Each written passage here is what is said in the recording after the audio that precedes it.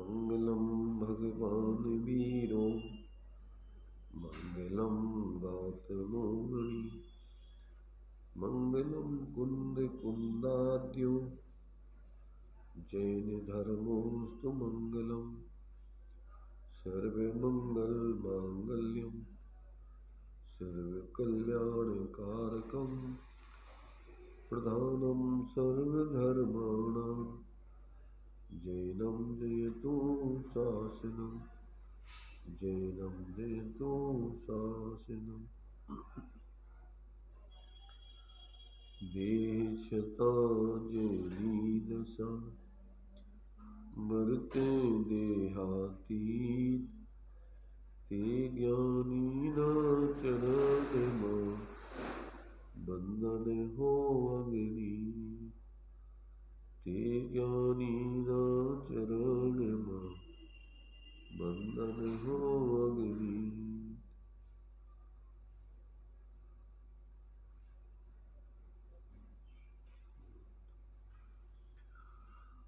चर्चा अपनी स्वानुभूति दर्शन ग्रंथ के माध्यम से अपन ले रहे हैं। इसमें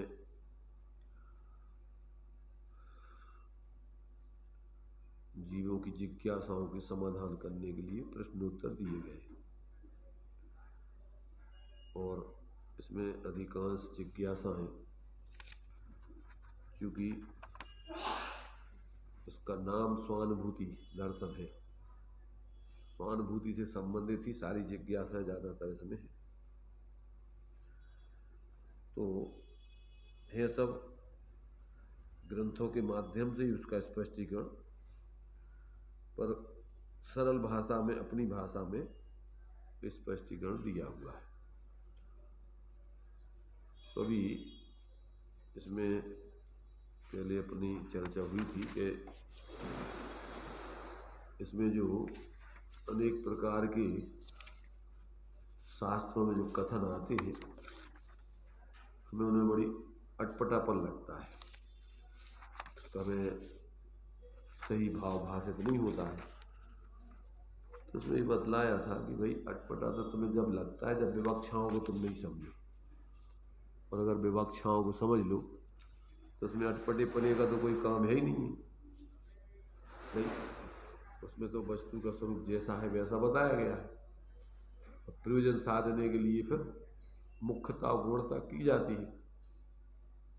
तो यदि आप जैन दर्शन में बताए हुए वस्तु स्वरूप की विवक्षाओं को समझोगे तो आपको उसमें किसी प्रकार से कोई ऐसा नहीं लगेगा कि वैसा हमारी समझ में नहीं आ रहा है।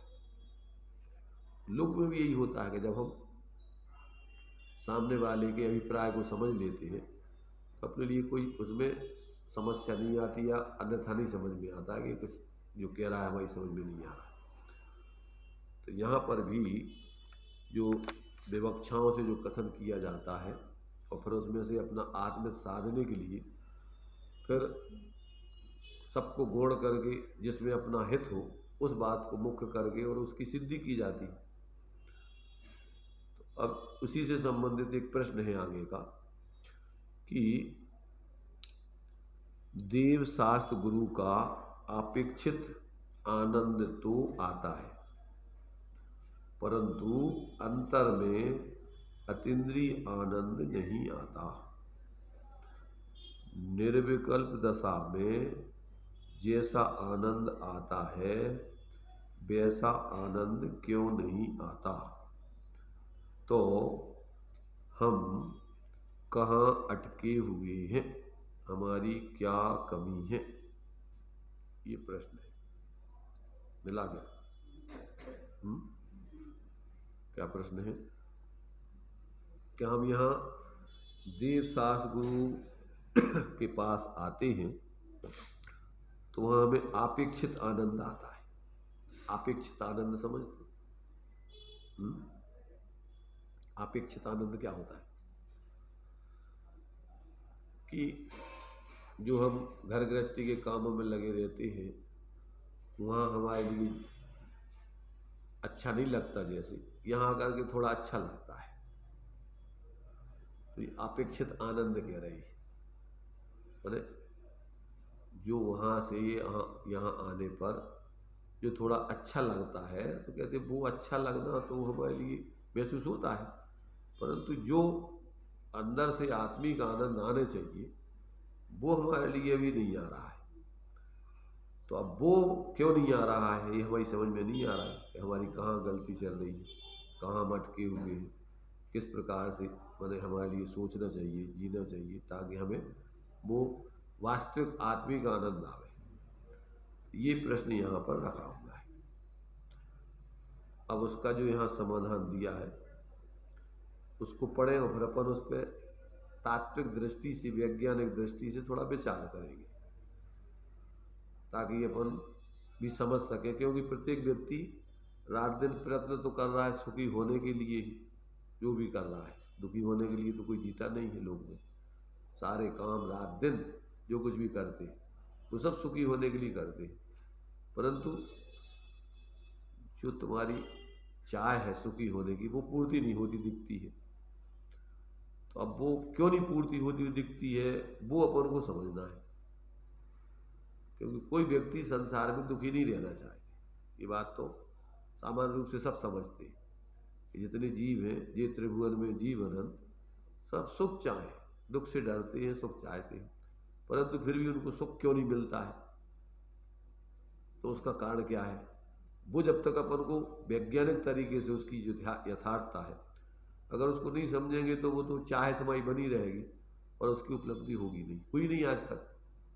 क्यों कि तुम जिस तरीके से उस सच्चे सुख को प्राप्त करना चाहते हो वो तरीका तुम्हारा सही नहीं है, इसलिए उस सुख की प्राप्ति से वंचित है जीव अभी तक।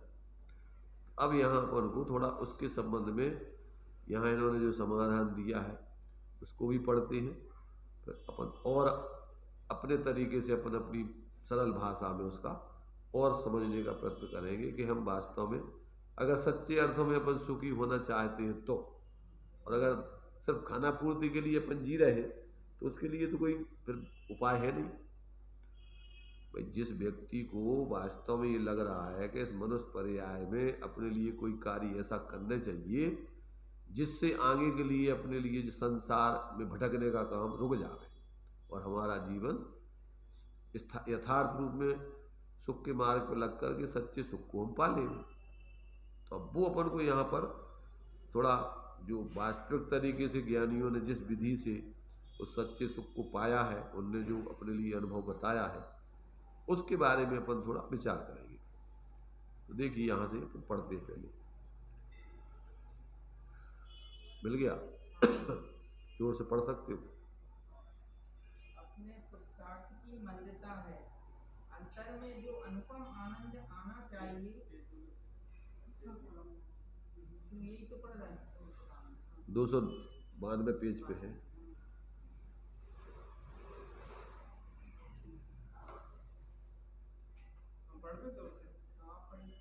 अपने पुरुषार्थ की मल्लता है, अंतर में से जो अनुपम आनंद आना चाहिए, वह तो जब विकल्पों से छूटकर निर्विकल्प हो तब आता है। वह आनंद कोई विकल्प सहित दशा में नहीं आता। यह जो विकल्पों में आनंद आता है तथा जो देव शास्त्र गुरु की महिमा आती है, वह शुभ भाव का आनंद है। किंतु विकल्प छूटकर जो आनंद आता है वह निर्विकल्प अनुपम आनंद है। विकल्प युक्त पर्याय में वह आनंद नहीं होता।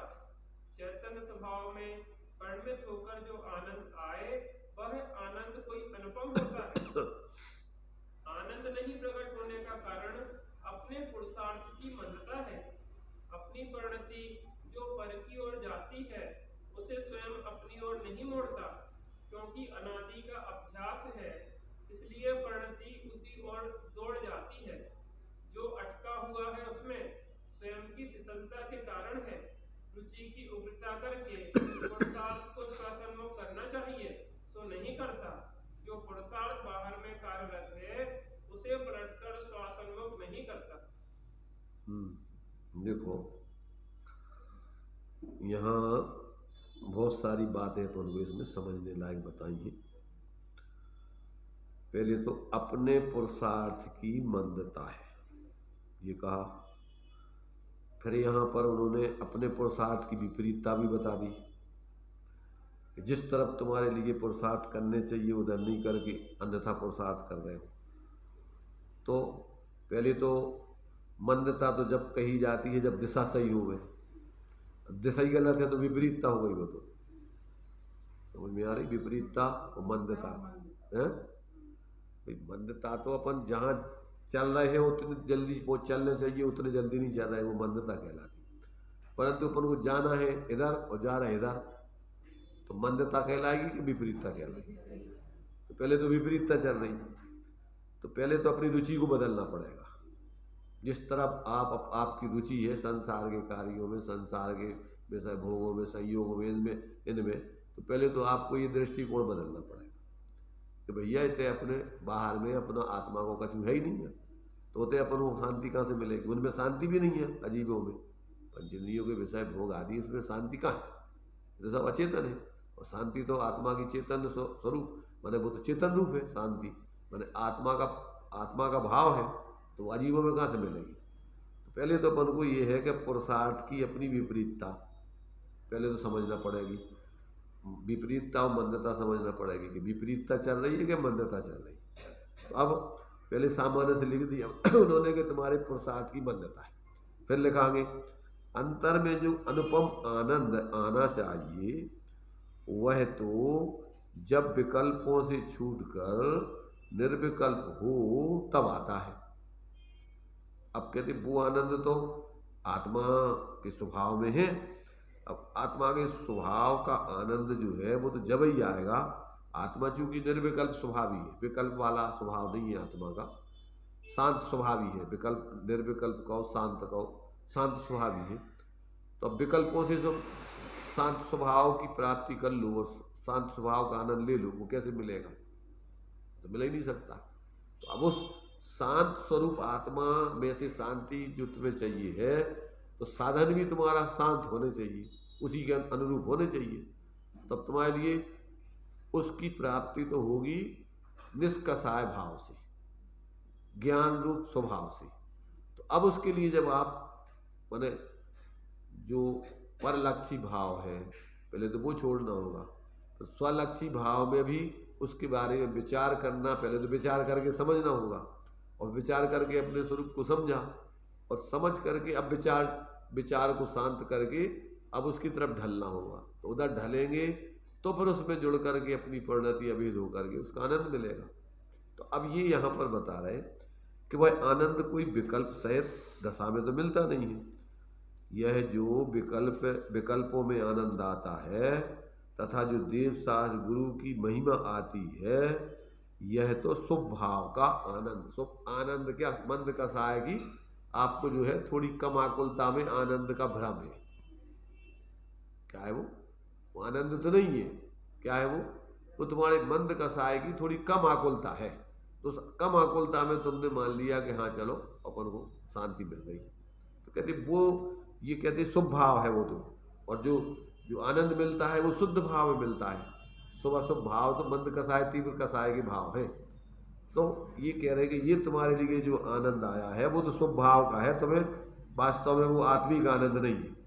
किंतु विकल्प छूटकर जो आनंद आता है वह निर्विकल्प अनुपम आनंद अलग जाति का होता है। वो अलग है। विकल्प युक्त पर्याय में वह आनंद नहीं हो सकता है। क्या कह रहे हैं? जो तुम सोच रहे हो कि आत्मा के स्वभाव का आनंद हमें कसाय से सविकल्प दशा में मिल जाए, वो नहीं मिलेगा। वो तो आप जब निष्कषाय रूप प्रवर्तन करते हुए, माने जब आप स्वलक्ष्य से, जब आप स्वरूप की तरफ जुड़ करके और विकल्प धीरे धीरे शांत होंगे, तो वहाँ पर अभेद होकर के तुम्हें उसमें स्वभाव की शांति मिलेगी। तो वो तो निर्विकल्प दशा मिलती है और वो उस प्रकार के विकल्पों में आ नहीं सकती है। तो कहते हैं कि वो विकल्प युक्त पर्याय में वह आनंद नहीं होता है। चैतन्य स्वभाव में परिणमित होकर जो आनंद आए वह आनंद कोई अनुपम होता है। कैसा होता है वो आनंद? अनुपम माने शब्दों में उसकी किसी से तुलना नहीं की जा सकती है।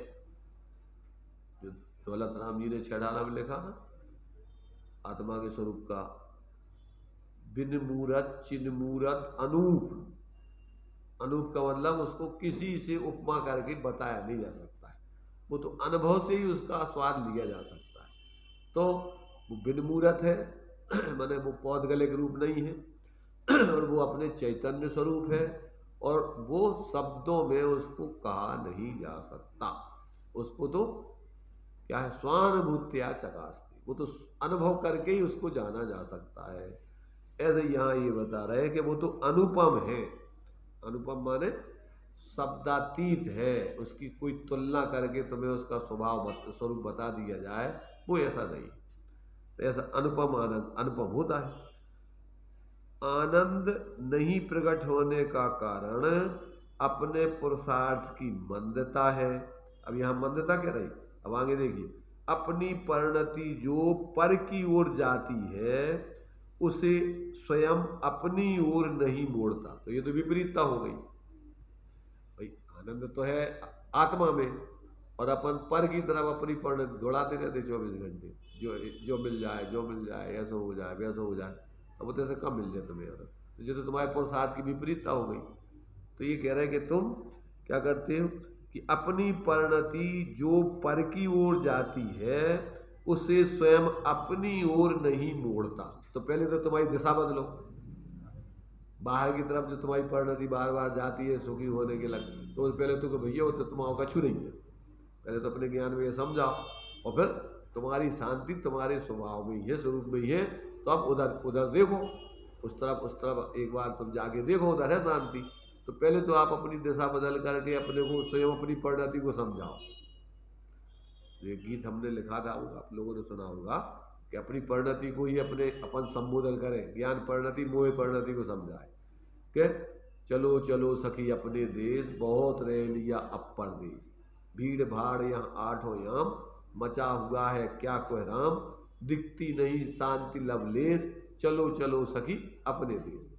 तो कौन को कौन समझा रहा, अपनी ज्ञान परिणति मोह परिणति को समझा रही। क्या समझा रही, कह रही तुम कहाँ इधर संसार में भटक रहे, यहाँ तो भीड़ भाड़ 24 घंटे, शांति यहाँ ही नहीं बिल्कुल है? तो चलो चलो सखी अपने देश, बहुत रह लिया अब परदेश, भीड़ भाड़ यहाँ आठों याम, मचा हुआ है क्या कोहराम, दिखती नहीं शांति लवलेश। इतना तो कहीं बाहर में अपनी कोई शांति दिखाई नहीं दे रही। तो ये तो सब संसार कैसा है, यहाँ ना कोई अपना है, कहाँ बाहर में, यहाँ ना कोई अपना है, लगता सब जग सपना है। स्वप्न होता है जैसे, तो स्वप्न में क्या है, झूठी सब चीजें। तो ऐसे बाहर में अपना क्या है, आत्मा का लगता अपन को सपना दिखता है यहाँ बाहर में सब। जैसे स्वप्न में अपन कोई चीज देखे तो अपन उस पर क्या करते हैं, जागृत होगा, नहीं बताओ आज रात में हमने कहाँ कहाँ पागलपन के का विचार करते हैं, का स्वप्न आ गए।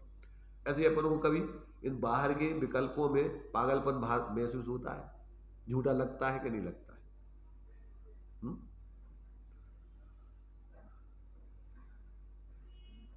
बीतू कभी बाहर के विकल्पों में अपन को झूठपना पागलपन भाषित होता है कि नहीं है? संध्या जी सुनाई दे रहा हो क्या,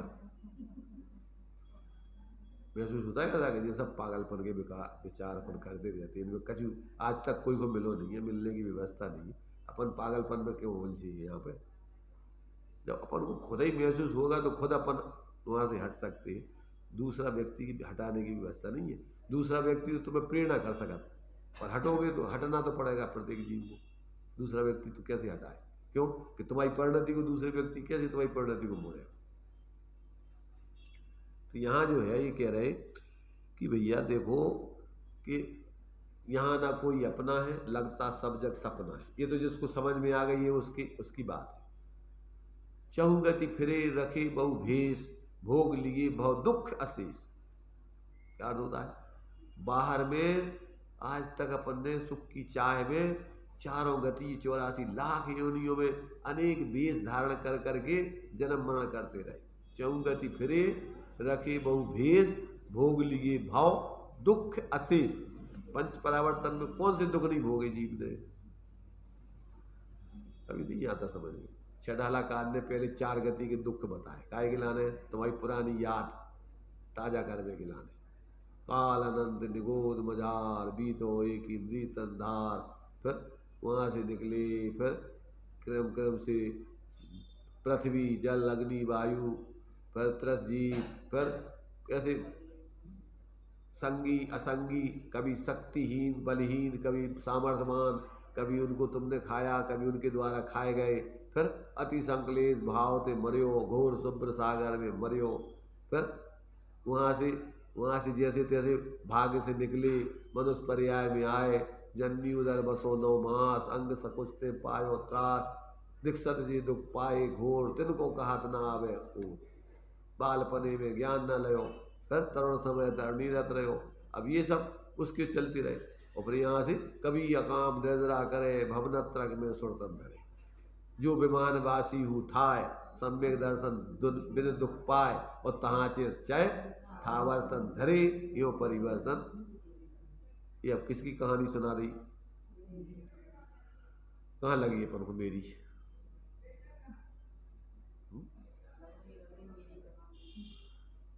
अपन को देखो, अगर ये महसूस हो जाए तो अपन कहीं पर फिर अपन मन लग नहीं सकता अपन।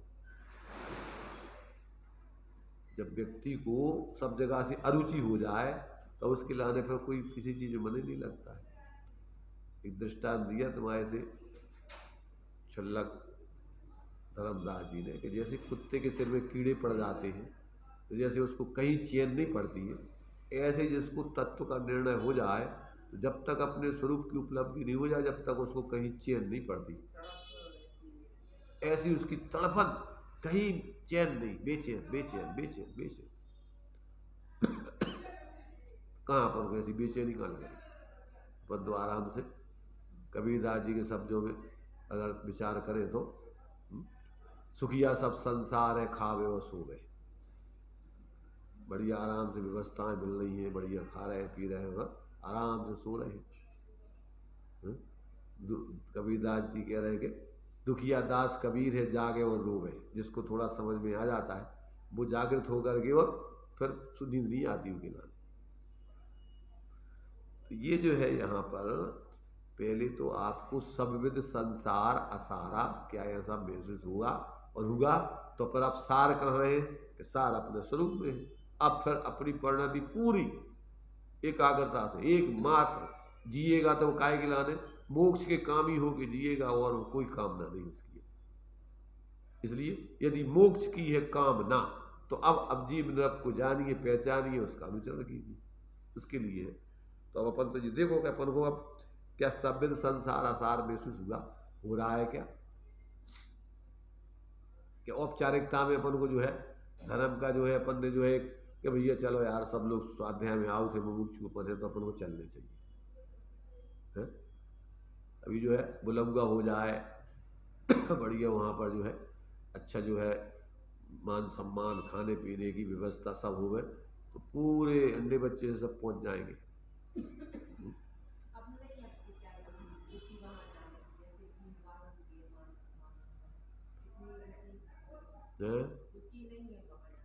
कितने जावे की रुचि है वो? चलो भीड़ भाड़ की जगह में रुचि नहीं है, तो अब कितने की रुचि है? अभी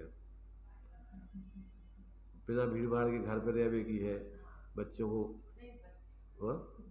काय की रुचि है? अब बच्चे पढ़ जाए, अच्छी नौकरी लग जाए, उनकी अच्छी शादी हो जाए, ये तो रुचि है कि नहीं? है रुचि कि नहीं? इतना नहीं सोचते, परंतु फिर भी सोचते तो रहते। तो फिर अब रुचि अपन विचार करो कि फिर अपनी रुचि कहाँ लगती है। अभी खुद अपनी रुचि को देखो कि अपन को कितना अच्छा लगता है, कौन सी चीज़ अपन को रुचती है, तो अपन देखो क्या अपन को वास्तव में अब क्या अपने स्वरूप की खोज अपन को रुच रही है? क्या अब अपने लिए 24 घंटे यही लगता है कि यार कैसे हम अपने अंदर में अपने स्वरूप का अनुभव करके और कैसे हम अपने सच्चे मोक्ष मार्ग को प्राप्त करें? कैसे अंदर से वास्तविक शांति पावे, क्या अंदर से अपन को ऐसी तड़प और जिज्ञासा और प्रयत्न, क्योंकि आचार्य कह रहे 6 महीने तक अगर तुम्हारी ऐसी रुचि चलती रहे तो तुम्हारे लिए नियम से स्वरूप की उपलब्धि होगी। क्यों कि स्वरूप है और तुम्हारी रुचि से सही प्रयत्न करोगे तो क्यों नहीं मिलेगा, तो तुम्हारा स्वरूप है और तुम्हें तुम्हारी परिणति अगर उस तरफ झुकेगी तो मिलेगा ही मिलेगा। तो अगर अपनी वास्तव में अंदर से तड़प होकर के और अगर अपन अंदर में इसका अभ्यास करें तो मिलती है, वो तो जिनने की है खोज उनको मिली है। अब इन्होंने लिखी, इनमें निन्वे छोड़ छाड़ करके वहां से शादी हो गई थी और वे रातों रात भागे आई। अंतबेन नहीं, चंपा बेन। कहाँ से भाग आई? पाकिस्तान में था उनका ससुराल, कराची से। वहां से गाड़ी में बैठ करके, पैसा नहीं कुछ नहीं, किराया नहीं, उठ के बैठ के चली आई। लगा कि भैया हमारा बहुत जीवन बहुत अल्प है और हम कहाँ यहाँ पागलपन में लग रहे हैं।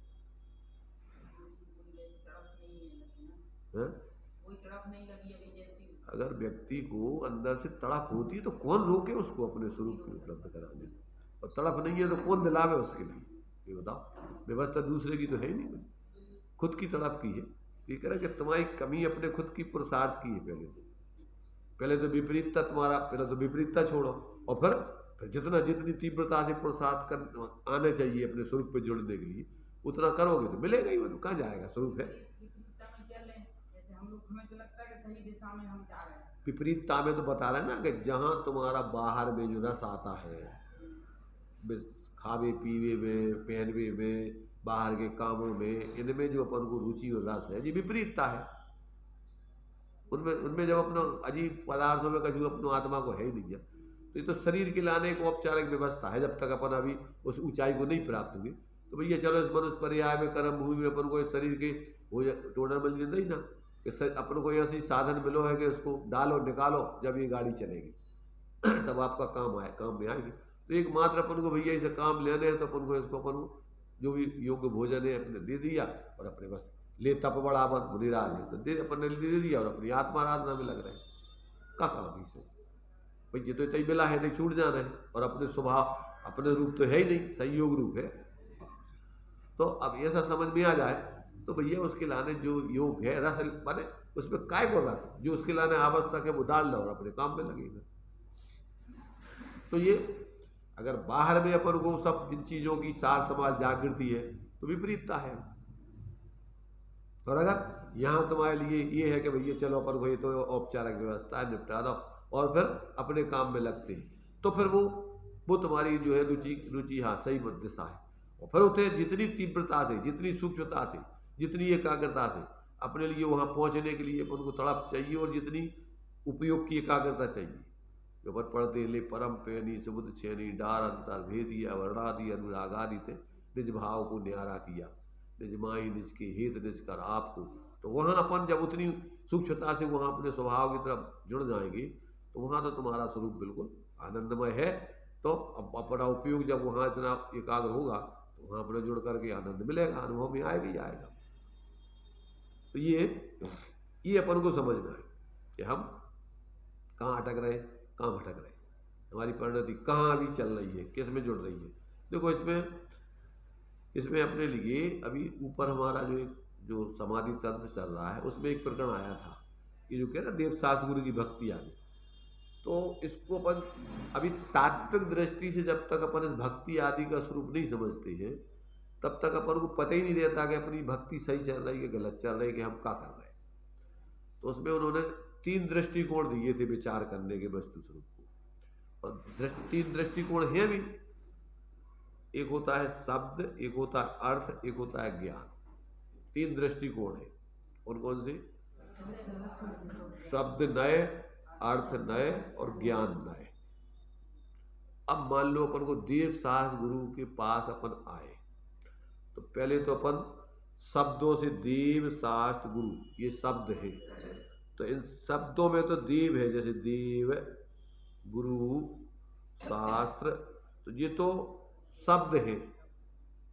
शब्द देव शास्त्र गुरु हो गए जी। अब इन शब्द देव शास्त्र गुरु से तो तुम्हें जो देव शास्त्र गुरु है इनमें वाचक और वाच्य संबंध है। तो ये शब्द तुम्हें बताने के लिए निमित्त है, देव साहस गुरु के स्वरूप की तरफ तुम्हें इंगित कर रहे हैं कि कोई देव साहस गुरु है। तो अब उन शब्दों से अपन पहले इनके पास आए, फिर इनसे अपन ने कहा भैया देव साहस गुरु तुम्हें कल्याण को मार्ग बताएंगे। इनसे अपन ने क्या है, देव साहस गुरु तुम्हारे लिए क्या है, वहां से सत्य वस्तु स्वरूप समझ में आता है।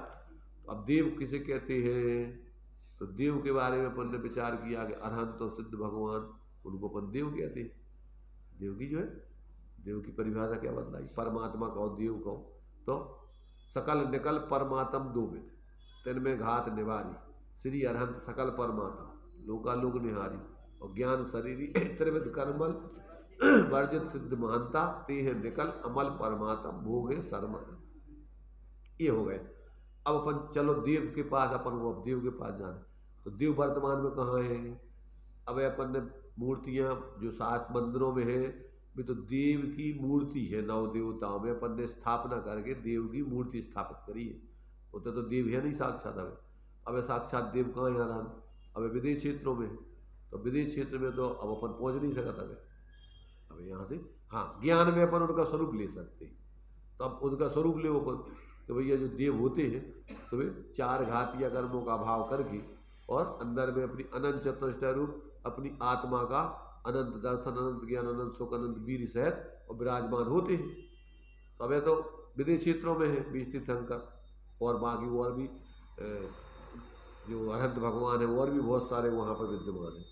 तो अब ऐसा अपन ने ज्ञान में स्वरूप उस अर्थ शब्द से, देव शब्द से अपन ने उन देव अर्थ तक अपन ने अपने ज्ञान में उनको समझा, ज्ञान में लिया, अपने ज्ञान में उनका आकार समझा कि भैया बाहर में तो उनका आसमान जाति शरीर है, वो अंदर में उनकी आत्मा अपने स्वरूप का भेद विज्ञान करके ध्यान लगा करके और मोह राग द्वेष का अभाव करके ऐसी वीतराग सर्वज्ञ दशा को प्राप्त करके और ऐसी परम आनंद को भोगते हुए अभी विदेश क्षेत्रों में विद्यमान है भगवान। ऐसा अपन ने विचार किया।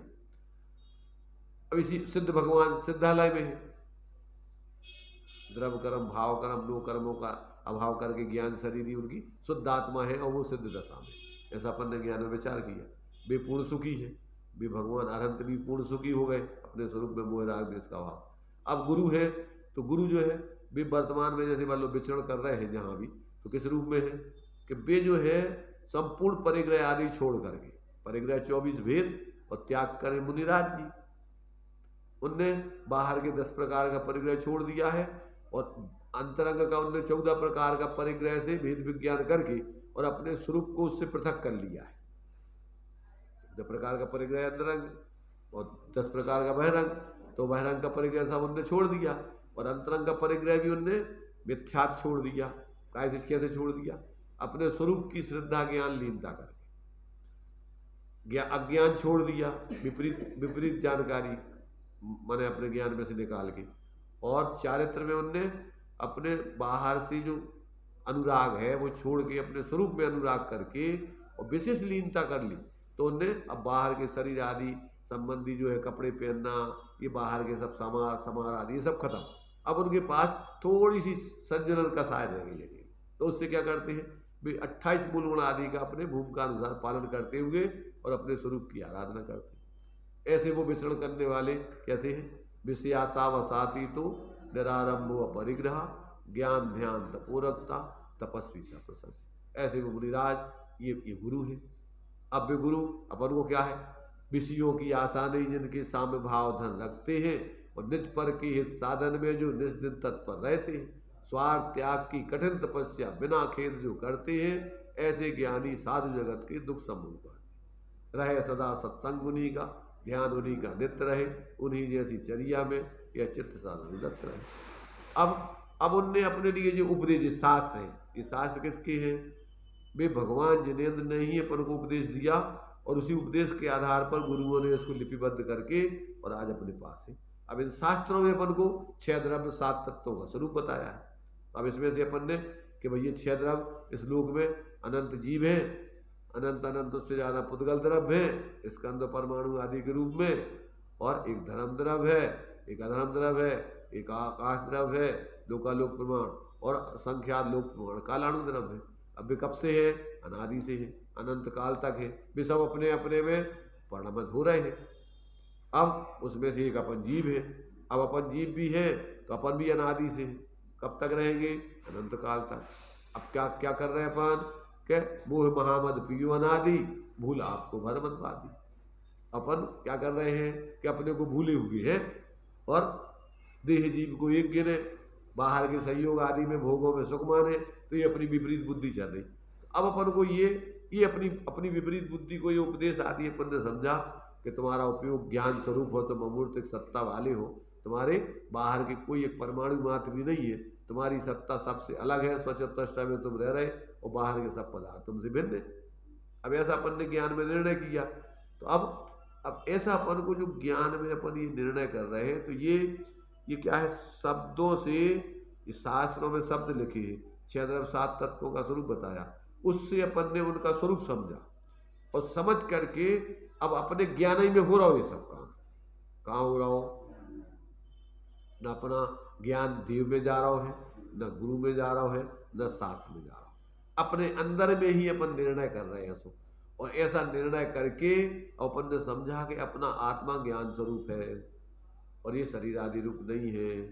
तो अपन को जो विकल्प उठ रहे हैं, ये अपना समझने का राग भाव है। अब क्या है कि अपना आत्मा ज्ञान स्वरूप है और ये राग भाव क्या है, ये अपने लिए राग भाव अस्थिरता जन्य चारित्र का अपना दोष है। अब अपन अपने ज्ञान में कि भैया अपना स्वभाव शांत निराकुल है, ऐसा आप अपने ज्ञान में निर्णय करके और धीरे धीरे इन विकल्पों को भी शांत करके और अपने अंदर में जो है अपने ज्ञान शरीरी, आत्मा का स्वरूप कैसा, ज्ञान शरीरी, वो ज्ञान स्वरूप है आत्मा। आत्मा ज्ञानम स्वयं ज्ञानम ज्ञानात् अन्यत् करोति किम परभावस् कर्ता आत्मा मोह। तो जितने पर लक्ष्य से भाव होते मोह भाव है, तो अभी ये मोह भाव अपना स्वरूप नहीं। ऐसा जान करके जब अपन क्या हो करेंगे, जब अपने उपयोग को ऐसा उस ज्ञान स्वरूप में ही शांत करके इन विकल्पों को शांत करेंगे, तो अंदर में अपन को धीरे धीरे विकल्प टूट करके और अपना उपयोग निर्विकल्प हो करके ऐसे उस चैतन्य स्वरूप आत्मा का अनुभव करेगा। अब ये प्रोसेस है। तो शब्द पौद्गलिक है, अर्थ जो पर अर्थ है, पर पदार्थ भी अपने से भिन्न है, और जो ज्ञान है वो अपनी आत्मा का है, अपने आत्मामय है। तो उस ज्ञान में अपन जो अभी पर लक्ष्य करके जो ज्ञाकार ज्ञान हो रहा था, अब उसको गौड़ करके उस ज्ञान में जो ज्ञान स्वरूप आत्मा व्याप रहा है, अब उसकी तरफ अपन उपयोग को एकाग्र करेंगे, तो ये विशेष विकल्प ज्ञान के शांत होके और ज्ञान में अपना ज्ञायक आत्मा अभेद होके अनुभव में आएगा। अब भक्ति करते समय अपन विचार ही नहीं करें कहाँ बोल रहे, किसे बोल रहे, अपने ज्ञान में ही हो रहा हो सब। बाहर में तो अपन को भगवान की मंदिर है, तो मंदिर में तो मूर्ति की प्रतिमा है, और उस प्रतिमा से अपन उस प्रतिमावान का विचार करो कि ऐसे अनंत भगवान जब थे तो वो ऐसे थे। तो वो जब ज्ञान में ऐसा निर्णय करके और अपने और इन विकल्पों को शांत करके कि वे भगवान ने जो अपन को उपदेश बताया, वे जैसे सुखी हुए उनने अपन को भी यही कहा कि तुम भी भैया सुखी होगे तो अपने स्वरूप को समझकर उसकी श्रद्धा ज्ञान लीनता करके होगे। मोक्ष का मार्ग, शांति का मार्ग कैसा है? आत्म को है सुख सो सुख आकुलता बिन गइये, और आकुलता शिव माही न ताते सिम मग लागो चाहिए। और सिमग क्या है? सम्यक दर्शन ज्ञान चरण सिम मग शुद्ध विद विचारो, और जो सत्यारथ रूप सो निश्चय कारण सु व्यवहारो। अब निश्चय रत्न क्या है? पर द्रव्यंते भिन्न आप में रुचि, सम्यक्त भला, और आप रूप को जानपनो, सम्यक ज्ञान कला, और आप रूप में लीन रहे थिर, यही सम्यक चार है। सोई अब यही गिलाना सारो व्यवहार है, समझ में गिलाना। अब व्यवहार मोक्ष मग सुनिए हेतु नियत। ये हेतु नियत माने पर द्रव्यंत भिन्न, अपनी रुचि, अपना ज्ञान, अपनी लीनता, समझ में गिलाने और कर में गिलाने है सब। अब वो अपन करन लगे तो समझ लो तुमने सब जिनवाणी को समझा। शब्द से अर्थ पे गए, अर्थ से फिर पर अर्थ को छोड़ के फिर निज अर्थ पे आए, अब निस्वरूप पे आए। और निस्वरूप में जब अपन अपने ज्ञान को, ज्ञान के विशेष समझने में अपन ने ज्ञाकार ज्ञान होता है जिसको लक्ष्य करते। अब अपन को चूंकि वो ज्ञान आत्मा का है, आत्मा कैसा है? ज्ञान सामान्य ज्ञान स्वरूप, तो अपन उस विशेषों के विकल्प छोड़ के और उस ज्ञान में अभेद होकर के और जब एकाग्रता करेंगे तो अपनी आत्मा अपन को अपने ज्ञान में भाषित होगी। क्योंकि ज्ञान स्वपर प्रकाशी है। कैसा है वो? अपने को भी जान सकता है और पर को भी जानता है। पर को तो भिन्न रह के जानता है और अपने को अभिन्न रह करके जानता है, अभेद होकर के। जो अपने को जानेंगे अभेद होके तो वहां पर को क्या है, आत्मा में बहुत आनंद है, शांति है, निराकुलता है, उसकी शांति मिलेगी।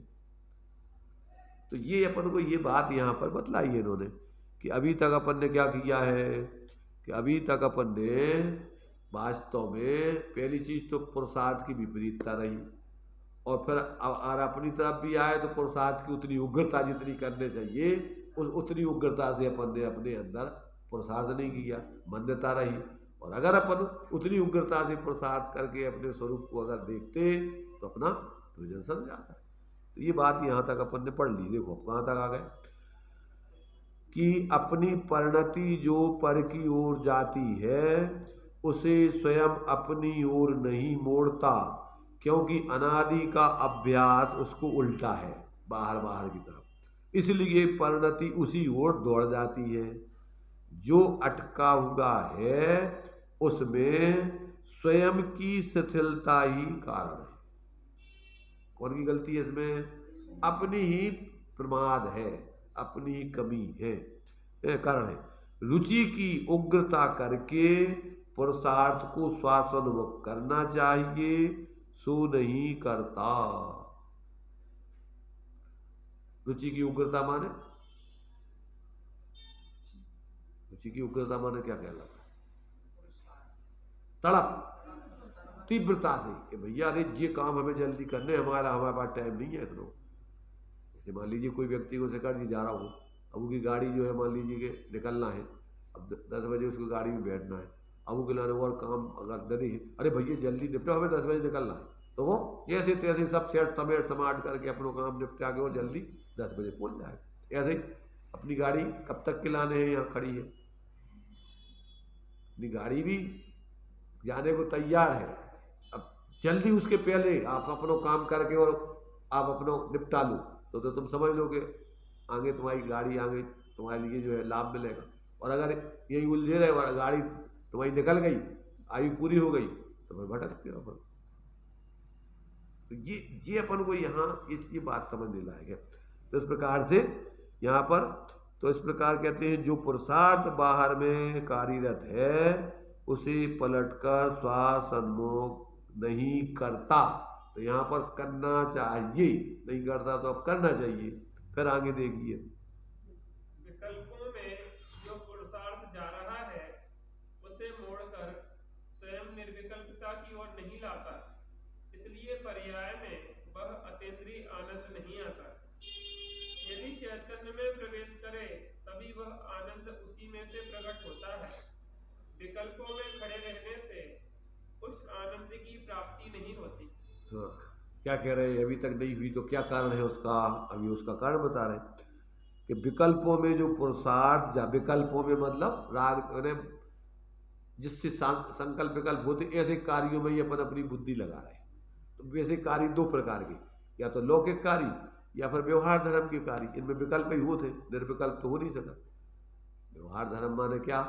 जो धर्म के निमित्त आदि है, जो उपचार से कारण कहे जाते हैं, अगर उन्हीं में लगे रहोगे और उनसे हटके अपने स्वरूप की तरफ नहीं जुड़ोगे तो कहते तुम ताकत पूरी विकल्पों में लगी रहेगी, तो अंदर में निर्विकल्प अतीन्द्रिय आत्मा को आनंद कहाँ से मिलेगा?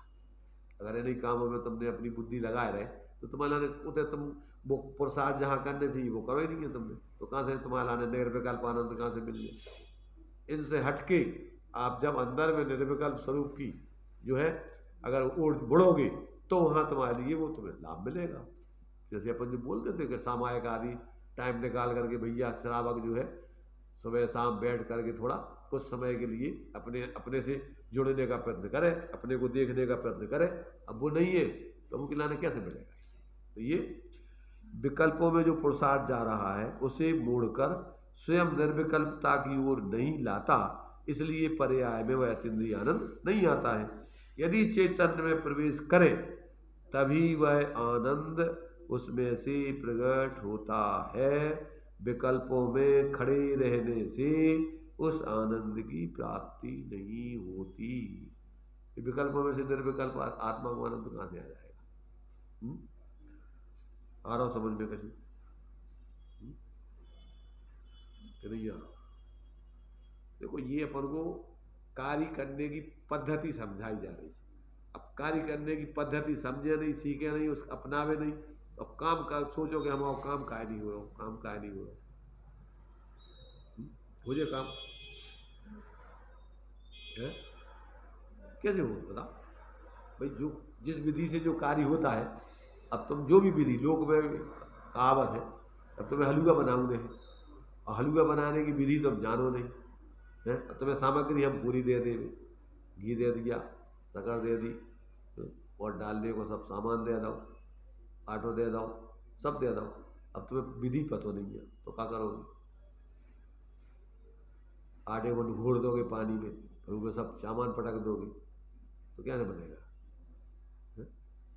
भाई ले ही बन जाएगी उसकी, तो हलवा तो नहीं बनेगा। हलवा बनावे के लाने तो उसकी टेक्निक आना चाहिए ना तुम्हें तो भैया पहले इसको आटे को अच्छे से घी में सेका जाएगा, फिर किस तरीके से उसमें शक्कर को भी अपन को किस तरीके से उसमें घोल करके फिर उसको उसमें सारे मसाले डाले जाएंगे, फिर किस तरीके से जब वो कितना सिक जाए तब उसमें कैसे कैसे धीरे धीरे पानी डाल के उसको चलाया जाएगा और फिर कैसे खाया जाएगा। ये सारी विधि फिर अपन को जब पता पड़े और फिर उसको अपन आनंद में फिर खाने का आनंद लो। अब फिर वो पता ही नहीं, अब को हमें तो हलवा खाने, अब हलवा खाने तो कैसे मिलेगा हलवा तुम्हें? ऐसे ही जी आनंद आत्मा को आनंद अभी की तुम्हें तब तक विधि नहीं अपनाओगे तो अब कहाँ से मिल जाए तुम्हें? अब तो सोचोगे यार हमें तो यार शांति नहीं मिल रही, अब शांति कैसे मिल जाएगी? बातों में तो नहीं मिलती शांति। तो देखो अब वो तुम्हारे पास टाइम देवी को नहीं है, कितों का है, तुम्हें आकुलता होने लगे और पढ़ने तो कि छोड़ दे? चलो पढ़ो भाई, इतना और पढ़ो। साधक को सविकल्प दशा में भेद ज्ञान की धारा वर्तती है, जिससे आंशिक शांति होती है, परंतु निर्विकल्पता का आनंद तो निर्विकल्प दशा में ही होता है। सम्यक दृष्टि के भेद ज्ञान की सहज धारा वर्तती है, उसमें आंशिक शांति, समाधि एवं ज्ञान की धारा होती है, परंतु न्याय की धारा होती है, परंतु अपूर्व आनंद तो निर्विकल्प दशा में ही होता है। देखो दो चीजें हैं। अब ये तो पहले अभी जिसको आत्मा का आनंद नहीं आ रहा है उसकी बात हो गई। अब जो साधना करने के क्षेत्र में आ गया है और फिर भी अभी जब तक वो अभी पूर्णता नहीं हुई तब तक वो विकल्प में तो आता है, परंतु साथ में उसकी परिणति में अब वीतरागता चालू हो गई। जितनी जितनी स्वरूप से जुड़ा रहेगा उतनी उतनी कसायों का अभाव और उतना उतने आनंद उसकी निरंतर बढ़ता रहेगी, परंतु उपयोग में जब वो इन बाहर के विकल्पों से हटकर बीच बीच में जब निर्विकल्प होता है तो उसमें और विशेष उसके लिए आनंद महसूस होता है। पर साथ में परिणति में, पर जब तक वो पूर्ण निर्विकल्प नहीं होगा तो पूरे निर्विकल्पता का आनंद उसको नहीं आएगा। उसमें अभी जितनी विकल्प है उतनी विकल्पों की आकुलता उसको बनी रहेगी। तो इस प्रकार से कहते हैं निर्विकल्प दशा, परंतु निर्विकल्पता का आनंद तो निर्विकल्प दशा में ही होता है। सम्यक दृष्टि के भेद ज्ञान की सहज धारा बढ़ती है, मतलब उसके ज्ञान में अपने स्वरूप का ज्ञान, आश्रमों का ज्ञान, पर का ज्ञान, ये सब उसके ज्ञान में सम्यक ज्ञान में बढ़ता है। इसलिए वो पर में कहीं मूर्छित नहीं होता है। अपने स्वरूप को छोड़ के पर में, जैसे अपन को अपना घर पता है, दूसरों के घर पते हैं, तो अपन दूसरों के घरों में कहीं संतुष्ट नहीं होंगे, काम किया और अपने वापस अपने घर आ गए। ऐसे ही सम्यक दृष्टि विकल्पों में कहीं पर में कहीं संतुष्ट नहीं होता है, वो आवश्यकता जन्य उपयोग गया और वो बाद में वहाँ से हट के अपने स्वरूप में आकर के निर्विकल्प होता है। ऐसा उसके चलता रहता है। जिज्ञासु के भेद ज्ञान की सहज धारा नहीं है। अभी जिज्ञासु माने जिसको अभी आत्मानुभव नहीं हुआ है, जिसको आत्मानुभव करने की समझ जिज्ञासा है, समझ रहा है, उसकी बात चल रही। अभी अभ्यास करता है, एकत्व बुद्धि है, उस एकत्व बुद्धि को तोड़े और भेद ज्ञान का अभ्यास करे तो कार्य हो, परंतु एकत्व को तोड़ने का पुरुषार्थ नहीं करता। जितनी एकत्व बुद्धि प्रतिक्षण विभावों के साथ हो रही है, उतने प्रमाण में प्रश्न ऐसी उग्रता हो कि वह क्षीण होकर ज्ञायक की धारा प्रतिक्षण प्रकट होती रहे, परंतु वैसा पुरुषार्थ नहीं है। विकल्पों के साथ की एकंत बुद्धि तीव्र है और वह दिन रात सदा बनी रहती है, जबकि ज्ञायक का अभ्यास तो कभी कभी करे तो उसे ज्ञायक की परिणति कहाँ से हो। पहले ज्ञायक की परिणति सहज होनी चाहिए, तब विकल्प टूटकर आनंद होता है। हाँ, अब ये जिज्ञासु जीव के लिए बता रहे कि अब जिज्ञासु जीव को जितनी उग्रता से पुरुषार्थ करके विकल्पों से टूटकर निर्विकल्प होने में उसकी परिणति आने चाहिए, उतनी तीव्रता को पुरुषार्थ नहीं करे। कभी को थोड़ा विचार कर लो, बैठ गो मैंने थोड़ा बहुत तो वो क्या है, वो विकल्प टूट करके निर्विकल्प दशा नहीं होती। जब एक बार ज्ञायक से जुड़ करके निर्विकल्प दशा पैदा हो जाएगी तो फिर वो उसकी उतनी जागृति उन विकल्पों को तोड़े रहने की और जितनी परिणति में वीतरागता आ गई उतनी टूटी रहने की उसकी निरंतर चलेगी, और बीच बीच में फिर वो निर्विकल्प हो के अनुस्वरूप का अनुभव भी करता रहता है। तो अब कहते जितना उग्रता से उसको भेद अभेद परिणति तोड़ने के लिए पुरुषार्थ करने चाहिए, उतना वो पुरुषार्थ नहीं करता, इसलिए वो भेद विज्ञान की धारा चालू नहीं हो पाती। मैं ज्ञायक हूँ ऐसा अभ्यास कभी कभी अल्प समय करता है, किंतु विभाव का अभ्यास तो 24 घंटे टिका हुआ है। विकल्पों में तो 24 घंटे उलझा हुआ है, जो मेरो जो तेरा जो मकान जो दुकान फलान हो, जो काम करने हो तो चलो अभी तो चले, अब इस धर्म को चले, अब ये तो विकल्पों के काम है। एक बार तुमने समझ लो कि धर्म तो निर्विकल्प स्वरूप की शांति आराधना में है। अब तुम्हारा ने अभी तक कार्यक्रम में चलो होते कार्यक्रम में चलो होते सब एक ही बात बताऊँ नहीं। अब तुम एक बार समझ लो, चाहे 1000 बार समझ में जाओ और चाहे 1,00,000 बार जाओ, अब काम तो ये करना है।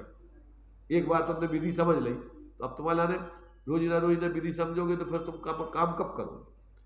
तो क्या है कि इसको अभी एक औपचारिकता में इसने धर्म मान रखा है, और आयोजन बाहर में चलते रहे और उनमें अपन जाते रहे और जो काम करना वो करे नहीं, तो कहते कभी नहीं होगा ऐसे में।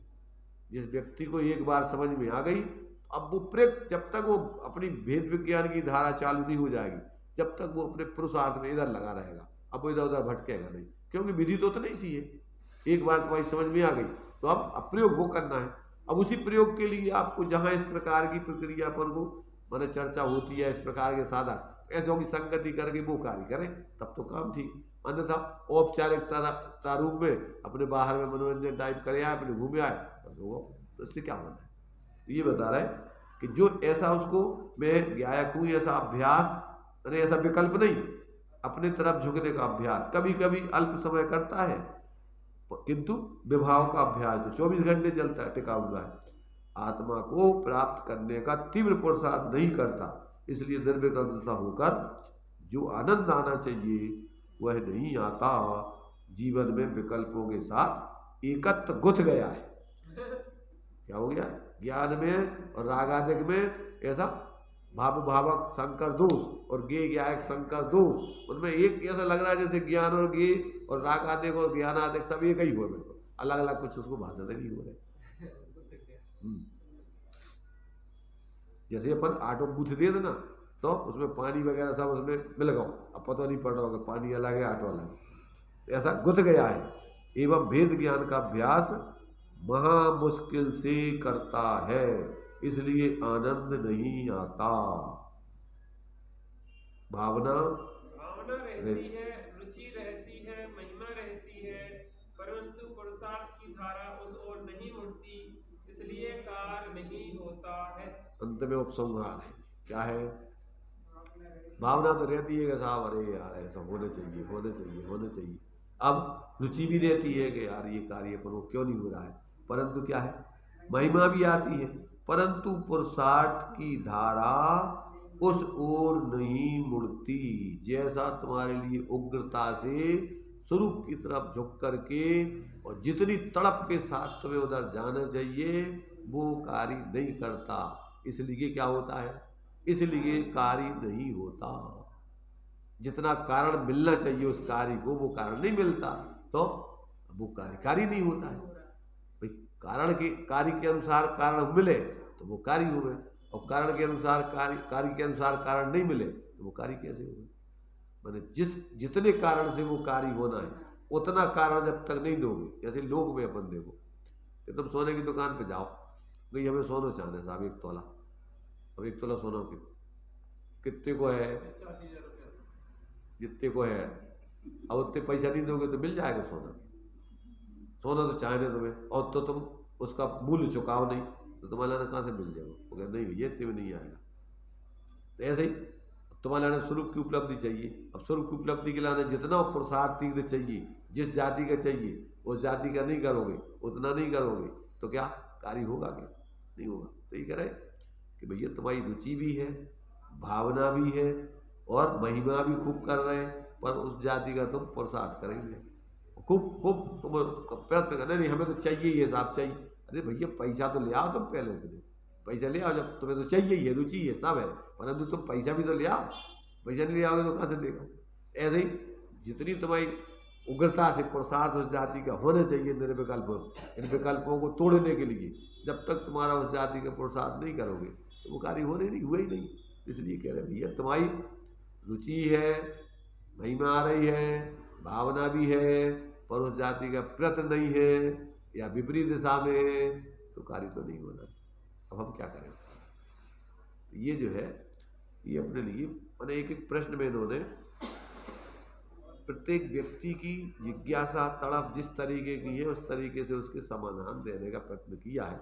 अब वो तो वो व्यक्ति समझे और समझ करके वो जहाँ बल देना है अब वहाँ वो बल लगाए तो कार्य हो गए, वो नहीं लगाया तो फिर पहुँच जाएगा। अब क्या करें, हमें तो अब बहुत दिन हो गए, हम तो सोच रहे अब क्या करें, बहुत दिन हो गए तो बहुत दिन से थोड़ी काम हुई है, काम तो हुई है तुम्हारी उस जाति के प्रयत्न से। अब उस जाति के प्रयत्न करोगे उस दिन कहने की जरूरत ही नहीं है, उस दिन कार्य अपने आप ऑटोमेटिक होगा। वो तो व्यवस्था जिस जाति का पुरुषार्थ जितनी तीव्रता के साथ पुरुषार्थ और जितना पुरुषार्थ होना चाहिए उतना नहीं करोगे वो कार्य नहीं। एक तो विपरीतता हो गई या फिर सही दिशा में भी तो जितनी ताकत लगना चाहिए उतनी ताकत नहीं। देखो भाई क्या है ये बता रहे हैं ना, अनादि काल के कुसंस्कार और इतने विकल्पों में और इनमें तुम्हारा उपयोग इतना गुथ गया है, इतना इतना उसमें मिल गया है कि तुम्हें समझ में नहीं आओ कि हम जो है जो क्या कर रहे हैं। ये स्थिति तो ये जो है इसके लिए आपको बहुत माने तड़प के साथ और फिर इसमें देखो लौकिकताएं तुम्हारी बाधाएं नहीं आने चाहिए। अगर तुमने अब तुम कहोगे साहब हमारी तो अब तो उसे कार्य के लाने तो नहीं है तुम्हारी वो कि हमें तो अभी जो काम पढ़ो वो काम पढ़ो तो वो कर लो। जो काम करने हैं तो तुम्हारा ने मर पच करके आचार्य कह रहे हैं कि तुम्हें तो समझ लो कि हम मर चुके हैं संसार से, तब ये कार्य हो सकता है। और अगर तुम दो ही काम सोचो कि ये भी काम करत रहे में मने रहे जो भी हो जाए तो दो ही काम तो नहीं हो सकता।